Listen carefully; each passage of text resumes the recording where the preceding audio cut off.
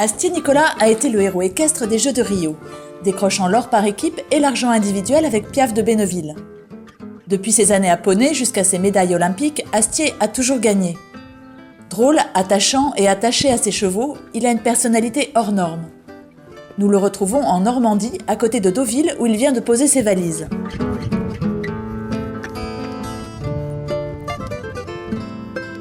Bonjour Astier. Salut, ça va? Très bien et toi? Impec. Quand tu m'as dit que tu travaillais tes chevaux dans un pré, en fait je pensais que tu faisais que du trotting mais pas du tout. Bah non, je fais aussi du dressage, tu vois, comme ça renforce un peu tous les muscles, de travailler un peu en dénivelé comme ça. Mais aussi ça les aère un peu, ils sont toujours un peu plus allants, donc ça a quelques côtés pratiques. C'est quelque chose que tu as appris en Angleterre? Ouais, j'ai toujours aimé faire ça, mais c'est vrai que j'ai beaucoup vu ça en Angleterre, ils sont très travail en extérieur. Et puis c'est vrai que dès que tu as la chance d'avoir un espace aussi grand comme ça, tu l'utilises, c'est vraiment bénéfique pour le mental des chevaux, puis aussi leur système musculaire. Et Ben, alors où est-ce qu'il est, Piaf? Ben en vacances, un peu plus bas, d'accord, avec un copain au pré. On va aller le voir? Allez, on va lui faire une bise.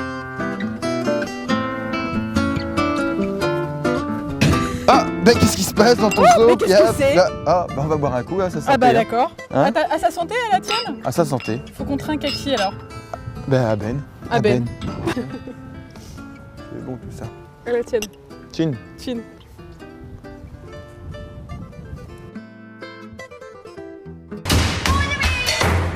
Bon alors Astier, qu'est-ce qu'on va déjeuner? Ben écoute, comme il fait encore beau, été indien, on va rester sur des trucs un peu plus un peu plus... Esti?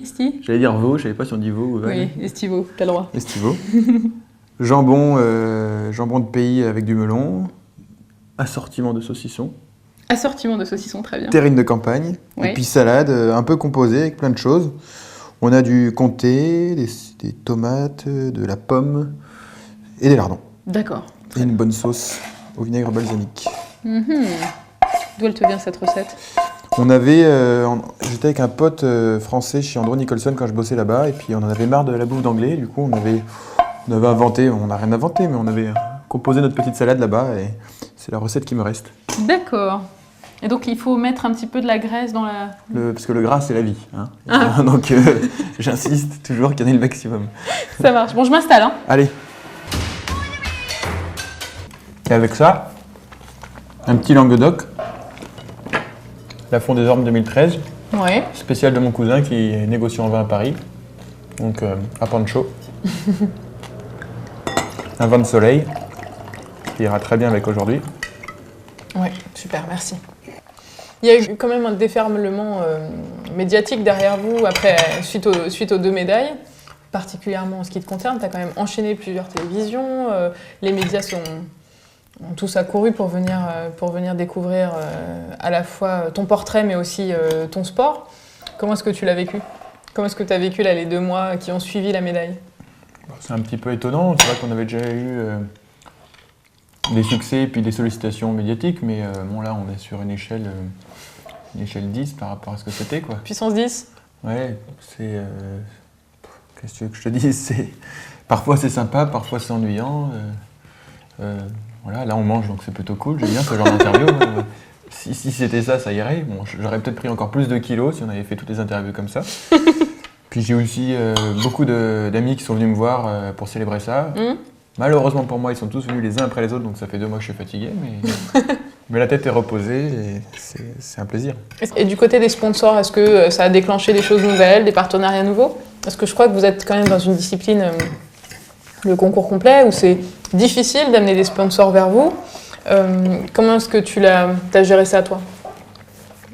Est-ce qu'il y a des choses nouvelles qui sont arrivées grâce à la médaille?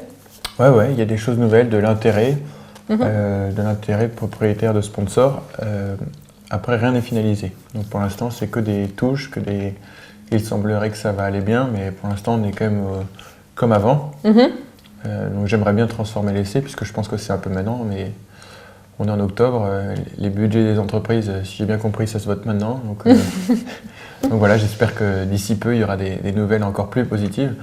Ça sent bon, mais c'est qu'une odeur pour l'instant. Est-ce qu'on peut revenir un petit peu aussi avec toi sur ces 15 jours que tu as passés à Rio? Comment est-ce que tu l'as vécu, toi, de l'intérieur, à titre personnel?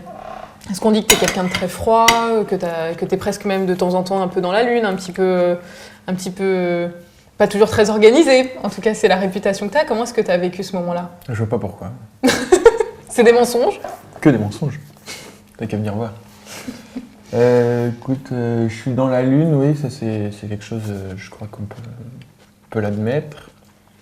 Mais je suis dans la lune parce que je me concentre aussi des fois. Donc je suis dans la lune pour la vie, et pour l'épreuve, je pense l'avoir toujours en tête. Et en me concentrant, peut-être que je peux pas faire deux choses à la fois, et en me concentrant sur l'épreuve, j'en oublie le reste. Donc ça donne une impression de dans la lune, je pense pas être... Bon, c'est vrai que je suis capable d'oublier des choses quand même pour l'épreuve, mais... Mon accréditation le matin du CSO, il a dû me cacher sous le siège du bus pendant que le militaire rentrait avec sa mitraillette dans le bus pour nous checker. Mais... Non. Si... Mes bottes, j'ai pas vraiment oublié, je savais que je partais sans, je les avais perdues, mes bottes de dressage. Mais Pierre... T'as perdu tes bottes en arrivant à Rio? Non, pas exactement. Tu les as pas mis dans elles sont même sont pas parties et je le savais, parce que elles étaient en Angleterre en fait. Parce que j'ai déménagé aussi. On dit que je suis tête ouverte, mais je fais beaucoup de choses. J'ai déménagé en allant vers le stage de préparation. Je faisais Barberie. Un jour après, je partais en France pour le stage de préparation des Jeux.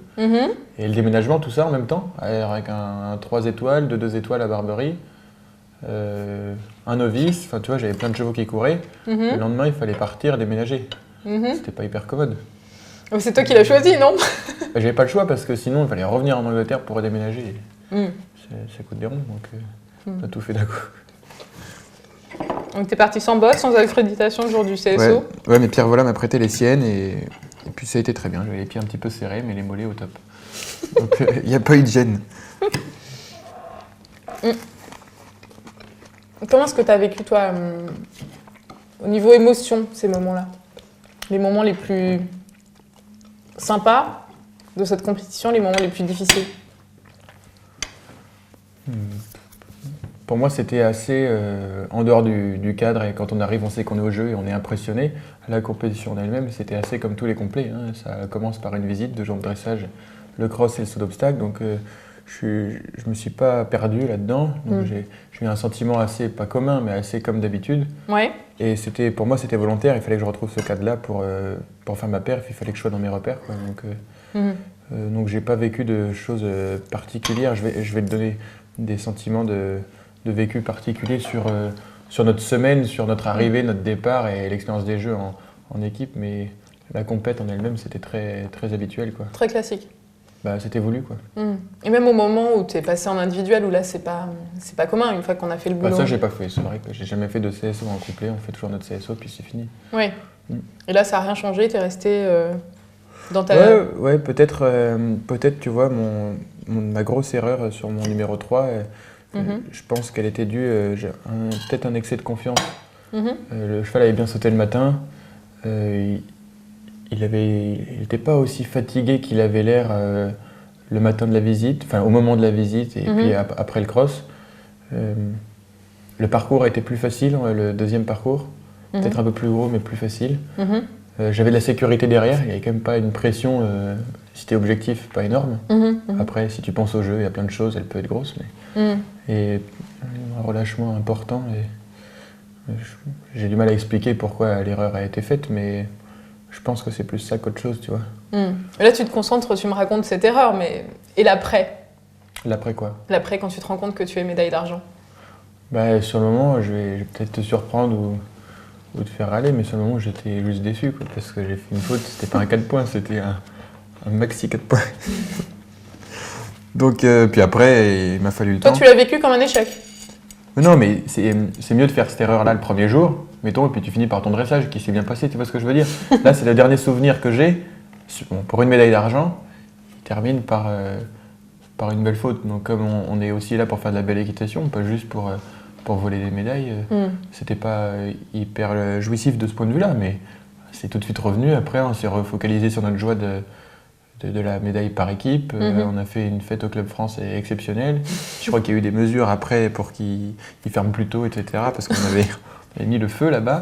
Il faut dire que la foule nous attendait. Ils étaient contents de voir la première médaille d'or française. Et même les gens qui n'étaient pas équitants, ils nous ont portés, célébrés, honorés. Enfin, c'était un moment inoubliable. C'est le meilleur moment des Jeux, je pense, c'est l'arrivée au Club France. Quand tu vois tous ces gens qui étaient heureux pour nous, déjà qu'on était contents. Astier, avant d'en arriver là au JO, tu avais déjà une assez longue carrière auparavant, notamment chez les poneys, les juniors, les jeunes cavaliers. Tu avais fait plusieurs échéances internationales, des championnats d'Europe, et puis tu avais été épaulé par différentes personnes au cours de ta carrière. Je pense à Marie-Reine Perrier ou Andrew Nicholson quand tu es parti en Angleterre. Est-ce que tu penses que ce résultat, les médailles que tu as obtenues, c'est le résultat finalement c'est la conséquence logique de ta carrière, ou est-ce que c'est les rencontres que tu as fait qui t'ont permis d'en arriver, ou les deux? Oui, j'allais dire, ma carrière, elle est liée aux rencontres, quoi. Je pense que c'est essentiellement ça qui fait, pas essentiellement, mais en grande partie ça qui joue dans une carrière. Hein. J'ai eu la chance de commencer avec Marie-Reine qui m'a mis à poney sur un Mérins la première fois que je suis arrivé chez elle avec un surfait jusqu'à mes premiers 3 étoiles, tu vois. Donc elle m'a suivi à ce point-là, c'est quand même énorme. Et puis après j'ai rencontré Andrew Nicholson qui a aussi pas mal de choses à m'apprendre et desquelles je me suis inspiré. Elle cherchait à me mettre en compétition sans que je puisse acheter les meilleurs poneys, elle me les prêtait, on faisait toujours trouver un arrangement pour que. Donc c'est une bonne rencontre parce qu'elle a tout fait pour que ça arrive, si tu veux. Après ça, plus donc tu disais Andrew, après il faut se bouger pour que ça marche, mais sans eux, je ne sais pas où je serais, mais ça serait sûrement très différent. Alors quand on parle des rencontres, il y a aussi une autre rencontre, celle avec Michel de Châteauvieux. Ouais. C'est quelqu'un qui te connaît bien et qui nous a confié quelques mots sur toi. C'est notre cerise sur le gâteau. Et humainement, il est comment? Fermé, bourru, stylé avec ses chevaux, sympa, déconneur, bon copain, prêt à faire le job à n'importe quand il s'occupe plus de ses chevaux. Tu dois avoir beaucoup d'anecdotes avec lui. Est-ce qu'il y en a une qui t'a marqué ou un souvenir marquant que tu as avec Astier? Il y en a tellement. Le souvenir, le souvenir moi, qui me marquera toujours, c'est le premier badminton. Quand il est arrivé après le cross de badminton, jamais on y aurait cru. Quoi. Ça, j'oublierai moins que les jeux. C'était le rêve qui commençait. Bon, qu'est-ce que t'en penses? Plutôt sympa. Oui, il a oublié quelque chose sur l'anecdote de badminton. C'est que je ne m'étais pas levé le matin du cross. C'est-à-dire? Au lieu de me lever à 8h30, j'ai dû me lever à 11h moins le quart. Je dormais tellement bien que j'ai pas entendu mon réveil. Du coup, ma reconnaissance de dernière minute, elle a été faite en courant. J'ai dû sélectionner les combinaisons les plus difficiles et puis on a fait l'essentiel. Et ça, c'est typiquement toi? Ça, c'est typiquement moi. Normalement, j'ai moins de mal à me lever. Enfin, si, j'ai beaucoup de mal à me lever, j'aime pas ça, mais je me lève parce que j'ai la conscience de ce que j'ai à faire. Donc, je me lève, je loupe pas ça. Mais là, j'ai été très très bien épaulé, très bien groomé. Donc, j'étais très relax. Ton premier badminton, c'était avec quel cheval? Toujours avec la même star, avec Ben. Et maintenant, ta saison, tes objectifs pour la saison qui s'annonce. Comment est-ce qu'on prépare toute une saison après une médaille comme ça? Et je t'avoue que j'avais suffisamment de copains qui sont venus me parler de la médaille et la célébrer avec moi qu'on n'a pas trop parlé des saisons futures. Même donc c'est un peu le flou total? Non, même si on en a parlé avec Michel quand on s'est vu il y a 2 semaines à Pompadour, on voudrait bien aller à Lexington. Tu vois, parce qu'on a fait, personnellement, j'ai fait 3-4 étoiles différentes. J'ai fait Burghley, Lumulène, Pau, 4, badminton aussi. Et le 5e, parce que je compte pas trop Adélaïde, j'ai pas une attirance folle pour ce concours qui est un petit peu... Ça te fait moins rêver? Oui, ils sont 13 ou 14 à courir, il paraît que c'est un 3 étoiles. Et donc il nous manque Lexington. Puis voilà, on a vu que Ben prenait bien l'avion. On n'est pas sûr d'y aller, mais on cherche à y aller. Puis après, il y a les championnats d'Europe l'année prochaine. C'est reparti après. C'est reparti. Puis surtout, les objectifs, c'est de consolider un piquet de jeunes chevaux qui est un petit peu faible, pas en qualité, mais en quantité. J'ai un bon 5 ans, un bon 6 ans. En dehors de ça, je suis un petit peu à pied. Et si tu penses à Tokyo, je suis un peu déjà en retard. D'accord. Il paraît que c'est ce qui me définit, donc c'est peut-être dans l'urgence que je suis le meilleur. Je sens Tokyo magnifique, moi, du coup. Bon, il paraît d'ailleurs qu'il faut que tu te mettes à cheval. Donc on va terminer notre émission. Merci beaucoup de m'avoir reçu, Astier. Plaisir. À la semaine prochaine. À plus.